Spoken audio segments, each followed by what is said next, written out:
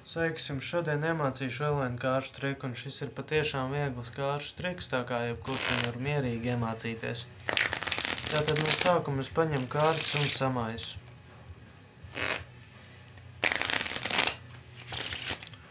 Varu arī maisīt jums redzot, lai jūs redzat, ka nav pilnīgi nekādas secības.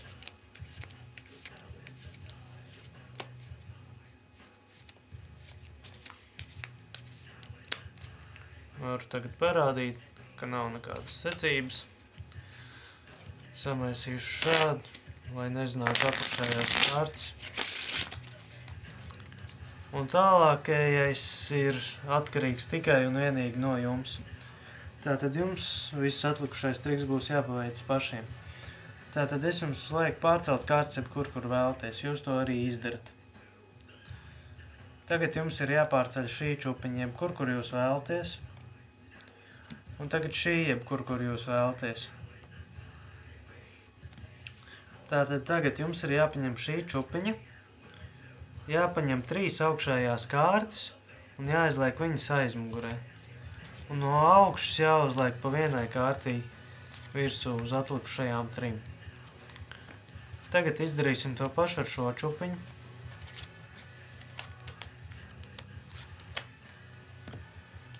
Šo visu jums pašam vajadzētu darīt, bet es to izdaru jūsu vietā, tā kā jūs caur datora ekrāniem nevarat paņemt kārtas. Un visbeidzot šo te.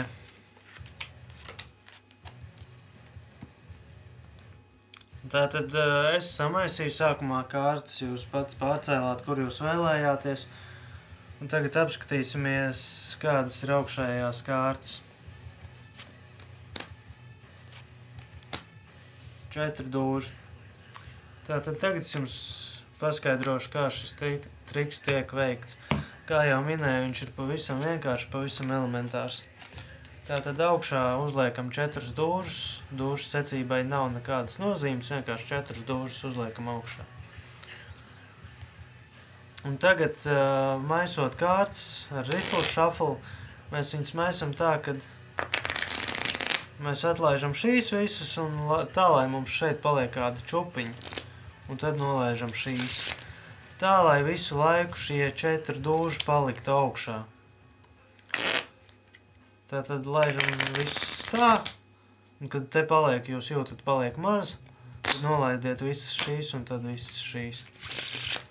Un tā tie 4 dūži nepazudīs nekur vidū un visu laiku būs augšā. Tad jūs varat apgriezt otrādi, parādīt, kad es varu maisīt arī šādi, lai jūs redzat, ka nav nekāda secība. Un kārtas jūs velkat nevis no apakšas, bet jūs velkat viņas no vidus. Lūk, te. Tātad jūs viņus velkat no vidus, un tad sagrābjat to augšiņu un velkat nost. Tātad no vidus. Un tā. Varat vēl parādīt, ka nav nekādas secības, bet uzmanīgi neparādiet līdz galam, jo citādi ieraudzīs, ka te ir tie dūži. Tātad parādiet tā, ka nav nekādas secības. Vēl variet samaisīt šitā vēlreiz. Tā, lai nepazūd tie dūži. Tātad vienreiz parādīšu šādu. Tātad te paliek mazu un viņi paliek augšā. Tātad viņi ir augšā.